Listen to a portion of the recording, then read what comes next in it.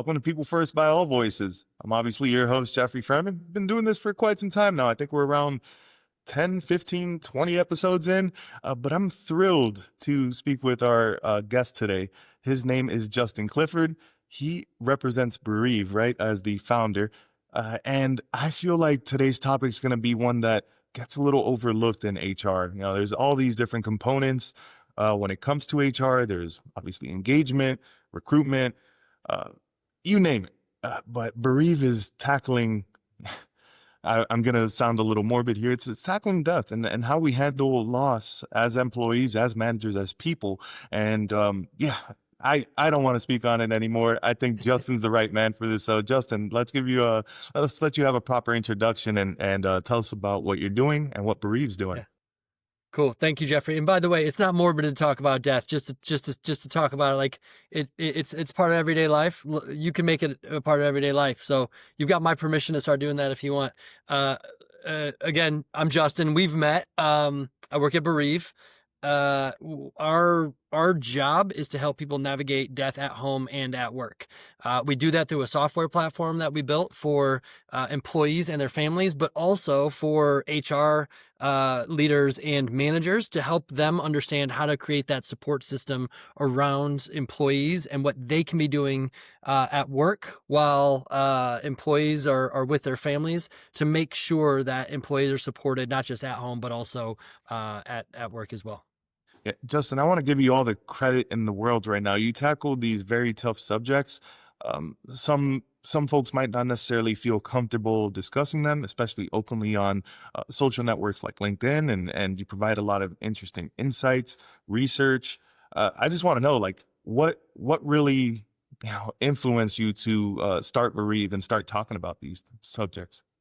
Yeah. So, actually, just to be clear, there are three people who started Bereave and they asked me to come help them, right? It was through their lived experience of losing parents prematurely that they went through, not just losing somebody, but everything, the chaos and the fragmentation and the logistics and everything that happens after you lose somebody that you love. That just sort of compounds the pain rather than helps alleviate it. And so in their thinking, it's like, hey, there's all this technology that supports other areas of life. Why isn't there something that supports loss and grief and helping people navigate some of the most difficult moments in their lives? So we built it. And the thing that really stood out to me, and the reason why it meant a lot to me to get involved. I've suffered loss in my life for sure. Most of it was before I was 21, 22 years old. And some pretty, young people in my life that I lost pretty tragically at times, but I didn't go through all of the things that they had to go through. And when you sit down and you talk to people about everything that transpires after you lose somebody, it almost starts to feel unjust, right? And that in itself is a really strong motivator of mine to help release some of that injustice to some degree, and to allow people to spend more time with their families, to work on their grief journey, to figure out what happens when they go back to work, and how they are received once they get back to work, which is a major part of our lives. Really thinking about that whole experience and making sure that we can help bring a little bit of peace and a little bit of clarity during a really, really tough time in people's lives. And before we maybe delve into some specifics around like maybe what HR should be doing or people leaders should be doing, I'm curious to know what exactly your platform does in assisting both employees and people leaders with, bereavement or loss. Sure.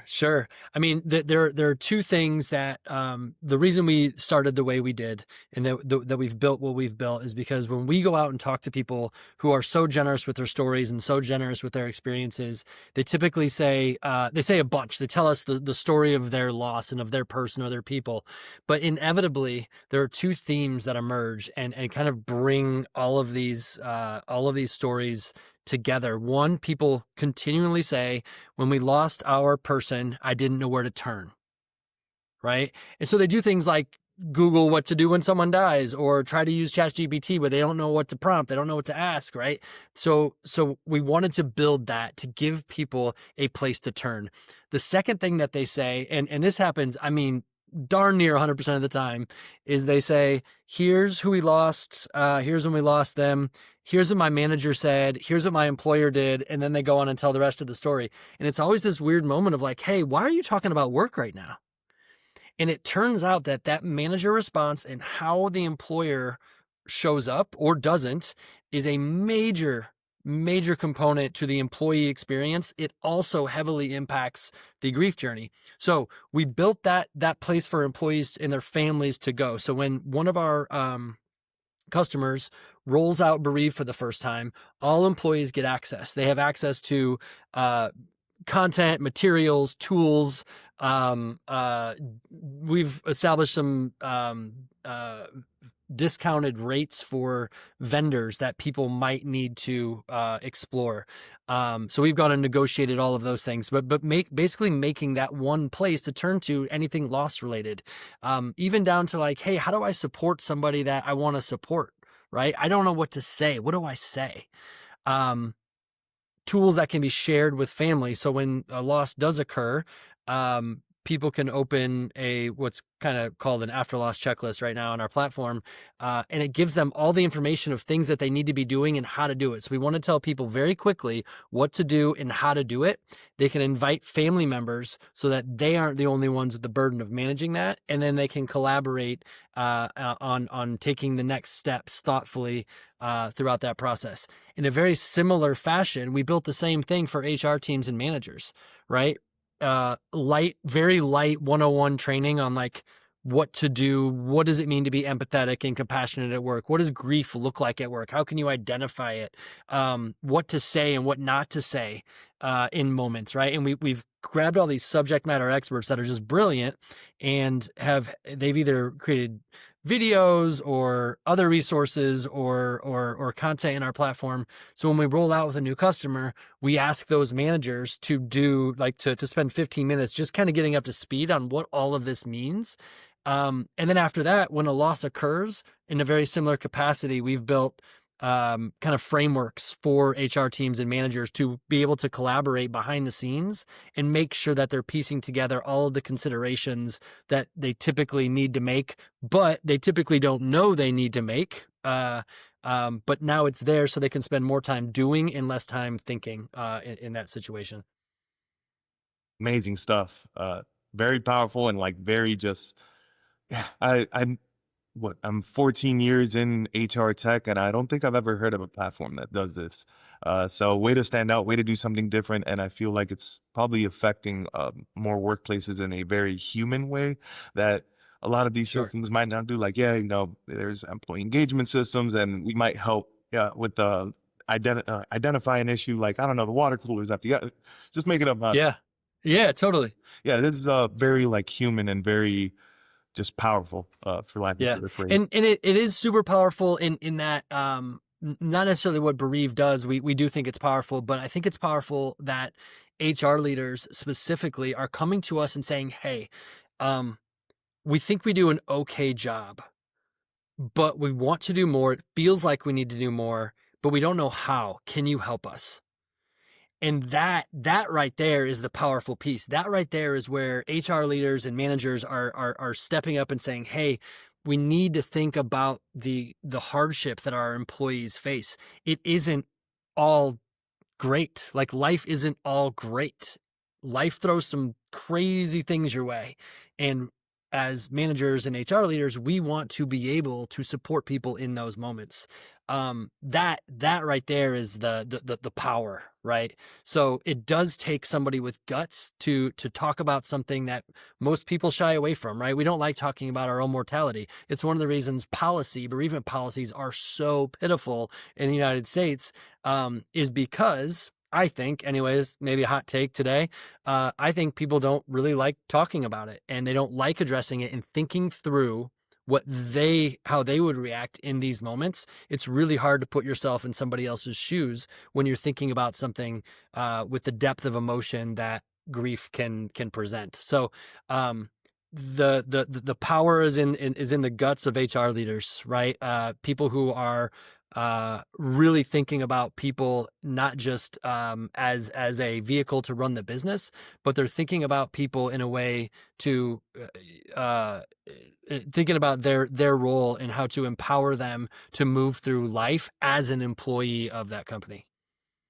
Hot take at all. I even had a little bit of filler around addressing things like mortality and death Sure. earlier on in the conversation. It is kind of a taboo subject over here. No doubt. Perfect segue, though. You'd mentioned HR's role and how people, leaders, and HR folks should be helping out employees in this section. What do you think HR leaders should be doing, or even managers should be doing when there's a loss? How should they be helping employees? How should they be there? What's the appropriate measures? And have you seen one consistent thing that works, or is it just different? Yeah. So there are probably hundreds of like tactical things that we could walk through, and we could spend hours doing that. The two things that I think are most important is, first and foremost, have a plan. Have a plan for hardship. And I'm not saying like, you have to develop a plan for all the intricacies of the hardship, but like have a general stance on how you are going to show up, how you want to show up as a company when people's lives go sideways. Like you have to have a plan. You have to have a strategy for that. Once you have that plan and determine, hey, who do we want to be in this moment? Which is really the question you should be asking. It's not about like how many days do you get off for an aunt that passes, or versus a child versus a parent, right? Those aren't the questions. It's who do we want to be as a company in these moments? Okay. That's the first question. The second question, once you have all of that done, it's not even a question. It's a task, is to go communicate to the company and do it on a regular basis to say, hey, we acknowledge that sometimes life sucks. And when that happens to us as a team, when that happens to you, if it happens to you, here's how we will respond, right? That should be done at a broad level, and that should be done in a team level, because each team's going to have its own little microculture, right? So, giving managers the tools so that they know where to go, they know where to turn, but also making sure that they are communicating on a semi-frequent basis. So one of the things, and I'll just give you the example. Somebody actually was kind of going through this the other day with somebody, and they're like, hey, how did you do that at Bereave? I was like, well, we have 4 employees and it's kind of just a given. And they're like, is it? I was like, that's a great point. So we got off that call. I turned around, I grabbed Eli, Keegan, and Michael, and I said, hey guys, I just want to get something straight, because I think we've all assumed it to this point. There are going to be times when life goes sideways for each of us. And when that happens, here is the plan. And I said, do you guys have anything to add? And they said, nope, it sounds great. That's kind of what we expected would happen, but we're glad we're talking about it. And so we just came to a quick agreement on like what happens in that moment. And I will probably have to do that again, or Eli or Keegan or Michael are going to have to remind me sometimes maybe, but like it's been communicated, the expectation has been set, and now we don't really have to worry about that. If things happen in life, we know we've got each other's backs, right? That's really what that communication should be about. Here's the plan when things go sideways. Here's how we're going to have your back. Any questions, right? And at bigger organizations, it's going to be much more detailed, right? There's going to be a lot of detail that needs to get filtered out. You're going to get a lot of questions, but people really want to know, like, does this employer have my back? Am I going to have a job when I get back? Am I getting paid, right, during this time? Those are the types of things that people typically that become stressors to people in these moments. Yeah, and this might be the hot take. I feel like there's no better way of truly testing a company's values when these situations arise, right? Like when Totally. employee is at their worst, how is the company going to respond? are they Yep. going to live up to their values? Are the leaders and the employees around there going to say like, hey, we are truly an empathic and like, a holistic culture that we just believe we Hmm. need to be there for each other? Is that a hot take? Do you agree, disagree, or does that sound about right? I agree 100%. And you know what's interesting? When we hear stories, and I mean, Jeffrey, I would be like, most people are blown out of their mind when I open up my LinkedIn inbox and just kind of show like all the stories that we get, right? We have a channel, a Slack channel called Fulfilling the Mission. And we often just internally, like to keep us like reminded of how important our mission is. We get so many notes from strangers telling us about their loss experience or their loss at work experience, or thanking us for existing. People we don't even know that have never even been in Bereave. They're just like, you guys exist. That's great. Um, but so many times what ends up happening is I hear a story and I go back and I can figure out who that employer was, right? And we don't broadcast that. That's not our job. But, well, some actually have said we should, but I won't go down that route. I can figure out who that employer is. And what I like to do in those moments is look at their employer and then go to their website. And then I go to their culture page or their careers page. And I'm reading all of these things that definitely do not match up in action, right? So it's a great, like, I don't know that there is a better opportunity to live out your values other than this, right? I was talking to the president of, it's probably like a 1,700 person company, and his HR leader was on the phone with us, and we're kind of talking through, and I think I asked something like, hey, like, why is this important? Like, why are you here? And his response, and I loved it. It was beautiful. He said, hey, listen, like, work is a big part of people's lives. When somebody dies in their life, who is a big part of their lives, this is our moment of truth. Everything we've said and everything we've done prior to now might just be a wash if we can't show up in the most important time that people need us to show up. It is our moment of truth. And that, like, can I come work for you? Like, just from an attraction perspective, to have somebody, a leader, say that. I mean, there are so many folks that are coming to us asking, like, who are your customers? Because we want to go work for them, right? So much so that we are in flight, and this isn't an announcement yet, but maybe soon. Maybe we can drop the news right now. That's fine. We are building a page on our website that links out to careers pages of our customers who have allowed us to do that, because people are coming to us, and I'm confident that this is going to be the highest trafficked page on our website outside of our homepage, probably within the next 3 to 6 months after launch. I think that's going to happen because people are craving companies that show up for their employees like this. I, as a marketer, have to say that's brilliant. And if you need any just like tips, we could probably discuss it after the Heck yeah, so I could give you like what works with these types of pages and whatnot. But I'm sure you all are totally. doing it. So No, I'll take all the free advice I can get, Jeffrey, because truth be told, don't really know what I'm doing. the reality is none of us are. We just kind of most Right. of the time. One last question before I let you jet on out of here. How important is work-life balance when it comes towards these moments of grieving, right? Like and even just in general, I feel like it needs to be discussed some. Like, should we kind of be promoting it a little bit like more and saying like, hey, you need to go out and live your life, and when these moments happen and when loss occurs, should we just as employers say, hey, go handle your thing, work sparingly, do what you have to do, and grieve as you must, and Mhm. everyone grieves different, right? Like, Sure. how quintessential and important is work-life balance during these periods? Yeah, I mean, I'll just kind of back up, and I think work life balance is kind of what you need and what you make of it. I love to work. I love to solve problems, right? Like, I am addicted to solving problems, um, and it's not just at Bereave. That's just kind of in my history, right?